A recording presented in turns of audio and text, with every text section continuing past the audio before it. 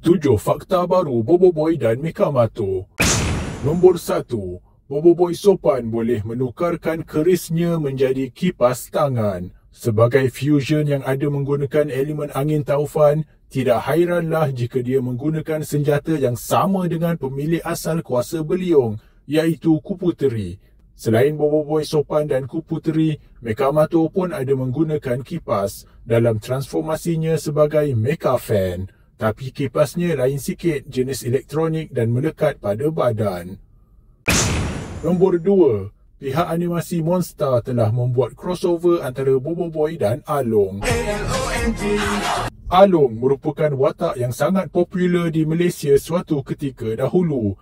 Lewat 1990-an, ianya merangkumi siri TV live action, kartun dan juga komik. Watak-watak utama dalam cerita ini adalah Along, Angah dan Acik.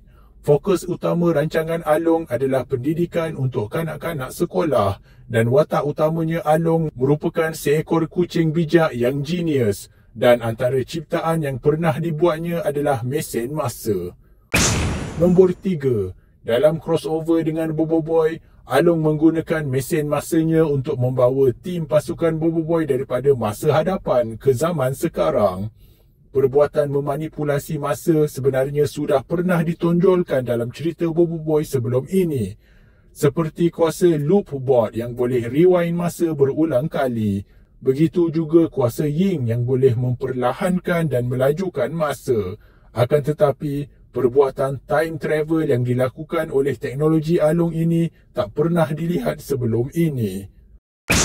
Nombor 4. Pasukan Bobo Boy daripada masa hadapan merupakan versi diri mereka yang lebih besar dan lebih tua.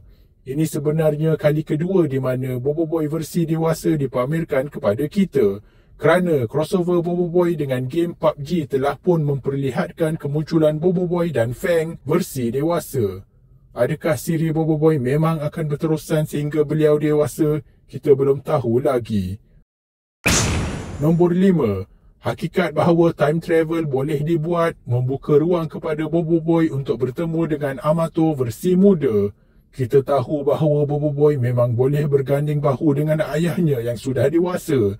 Akan tetapi, lebih menarik kalau kita boleh tengok kedua-duanya bersama-sama sebagai remaja.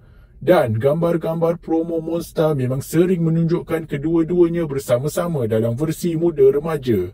Mekamato dan Bobo Boy sendiri pernah merentas dimensi ke dunia lain dalam komik crossover bersama X-Venture dan Lawak Kampus menggunakan Power Sphera, P-Bot dan Gigabot. Maka tidak mustahil mereka boleh menemui Power Sphera yang boleh merentas masa juga. Nombor 6. Crossover antara franchise animasi Malaysia pun sebenarnya ada potensi untuk dibuat. Lihat saja sebelum ini mereka pernah membuat gambar watak-watak utama animasi Malaysia saling menghulurkan baton larian kepada satu sama lain sewaktu tayangan filem masing-masing di pawagam sebelum ini. Di Amerika Syarikat contohnya, banyak saja crossover franchise besar sering dibuat secara rasmi seperti antara Marvel dan DC contohnya. Jadi mungkinkah kita boleh dapat crossover Bobo Boy dan Agent Ali contohnya pada masa akan datang? Nombor 7. Bobo Boy Movie 3 dijangka keluar pada tahun 2026.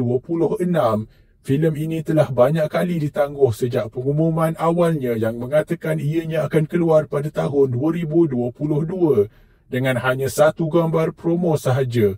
Kemudian ditukar ke 2025 dengan perubahan tajuk kepada Gurlatan di mana mereka memilih untuk mengadaptasi cerita ark Gurlatan daripada siri komik Bobo Boy Galaxy musim 2. Kemudian ditangguh lagi ke tahun 2026.